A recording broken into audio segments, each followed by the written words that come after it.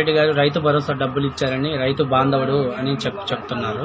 అయితే 2019-20 సాగుకు గాను ప్రతి రైతు మాగాణి రైతు ఎకరానికి 8,500 నుంచి 10,000 రూపాయలని ఆదాయాన్ని కోల్పోయారు. ఇది వాస్తవ విషయం.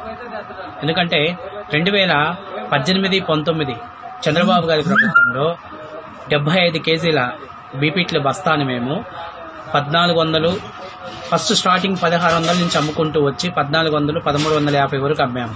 కానీ జగన్మోహన్ రెడ్డి గారి ప్రభుత్వంలో 75 కేజీల బస్తాని 1350 నుంచి 1250, చివరికి 1050 వరకు అమ్మాము. అంటే ప్రతి రైతు గరిష్టంగా ఒక బస్తాకి 200 నుంచి 250 రూపాయల నష్టాన్ని చవిచూశారు. అంటే ఒక ఎకరానికి 40 బస్తాలు వేసుకుంటే సాలీన 40 × 250 కాడికి వేసుకుంటే దాదాపు 9,000 రూపాయల వరకు నష్టాన్ని చవిచూశారు. ప్రభుత్వం 2,000 కోట్ల రూపాయలతో ధరల స్థిరీకరణ ఏర్పాటు చేస్తానని చెప్పిన ప్రభుత్వము దాన్ని ఊసేయలేదు. ఈరోజు ప్రభుత్వం నిజంగా మెట్ట పైర్లకు వస్తే కరోనా గుండా పొగాకు, పత్తి, మిరప, బొప్పాయి ఇలాంటి సాగు చేసిన ప్రతి రైతుకి ఈరోజు నష్టాలే మిగిలాయి. ప్రభుత్వం ఈరోజు నిజంగా వాళ్ళని ఆదుకోవాలని చిత్తశుద్ధి ఉంటే బ్యాంకుల్లో రుణాలని వడ్డీ మాఫీ చేయాలి. అట్లాగే వాళ్ళు తీసుకున్న రుణాలని 50% పెంచి వాళ్ళకి మళ్లీ రుణాలని కల్పించే బాధ్యత ప్రభుత్వం తీసుకోవాలి.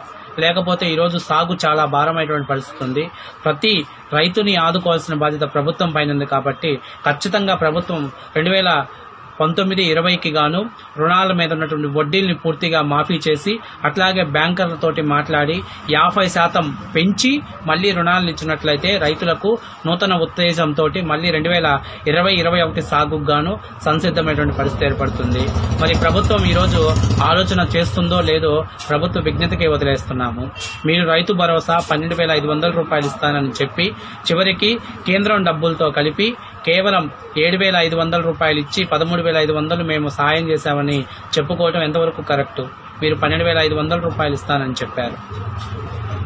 కాబట్టి ఇప్పటికైనా ప్రభుత్వము రైతుల పక్షపాతిగా నిలవాలనుకుంటే వడ్డీలను పూర్తిగా మాఫీ చేసి ధరల స్థిరీకరణ ఏర్పాటు చేసి ముందస్తు ధరలను ప్రకటించి ప్రతి రైతుకి కూడా అందుబాటులో ఉండే విధంగా నకిలీ విత్తనాలని కంట్రోల్ చేసి అట్లాగే నాణ్యమైనటువంటి సరుకుని రైతుకు అందించి అధిక దిగుబడి వచ్చే విధంగా ప్రభుత్వం చర్యలు తీసుకుంటే బాగుంటుంది అని నేను మనస్ఫూర్తిగా కోరుకుంటున్నాను.